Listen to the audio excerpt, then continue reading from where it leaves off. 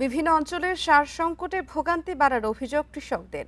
তাদের দাবি, ডিলারের দোকানে চাহিদার তুলনায় সারের সরবরাহ অনেক কম। বাধ্য হয়ে খোলা বাজারে বেশি দামে সার কিনতে হচ্ছে। সার সংকট নিয়ে আরো জানাতে কুড়িগ্রাম থেকে যুক্ত হয়েছেন সহকর্মী তামজিদ হাসান।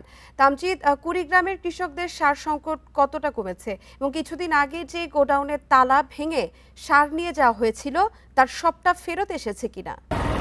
জি, আসলে কুড়িগ্রামের কৃষকদের সার সংকট আসলে সেভাবে খাতা কলমে সার সংকট না থাকলেও কিন্তু মাঠের পরিস্থিতি পুরোপুরি আলাদা।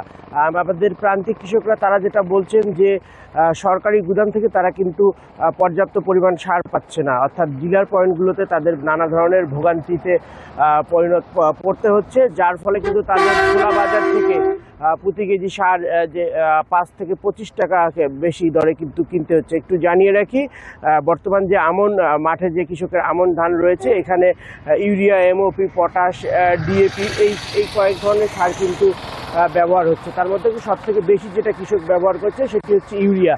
আমাদের কাছে কুড়িগ্রাম বাফার সার গোডাউন ও কৃষি সম্প্রসারণ অধিদপ্তরের যে তথ্য উপাত্ত রয়েছে, সেই তথ্য উপাত্ত অনুযায়ী কিন্তু বর্তমানে যে আগস্ট মাসে যে চাহিদা সেটি ছিল 5,875 মেট্রিক টন। সেই চাহিদা এবং সেই যে চাহিদা রয়েছে সেই চাহিদার তুলনায় কিন্তু এখন পর্যন্ত গুদামে 1,000-এরও বেশি মেট্রিক টন সার কিন্তু জমা রয়েছে, এমনটি জানিয়েছে আমাদের কৃষি সম্প্রসারণ অধিদপ্তর। তবে মাঠের পরিস্থিতি একটু ভিন্ন। কৃষকরা আমাদের বলছে যে তারা সার পাচ্ছে না, বিশেষ করে প্রান্তিক পর্যায়ে যে কৃষকগুলো রয়েছে, অর্থাৎ যাদের 5 কেজি 10 কেজি করে সার লাগছে, তারা আমাদের যেটি জানিয়েছেন, তারা বলছেন যে এখন যদি আমরা ডিলারের কাছে যাই আমাদেরকে বস্তা ধরে সার কিনতে হচ্ছে। সেক্ষেত্রে আমরা নানা ধরনের ভোগান্তিতে পড়তে হচ্ছে। যাদের 5-10 কেজি সার লাগছে তারা খোলা বাজার থেকে সার কিনছে। আরেকটি যেটি আপনি প্রশ্ন ছুড়লেন যে কিছুদিন আগে যে সার লুটপাটের ঘটনাটি ঘটেছে, আপনি জানেন যে কুড়িগ্রামের ভুঙ্গামারী উপজেলার যে শিলকুড়ি বাজার রয়েছে, সেখানে সার লুটপাটের ঘটনায় এখন পর্যন্ত আমরা সর্বশেষ যে তথ্যটি পেয়েছি, সেখানে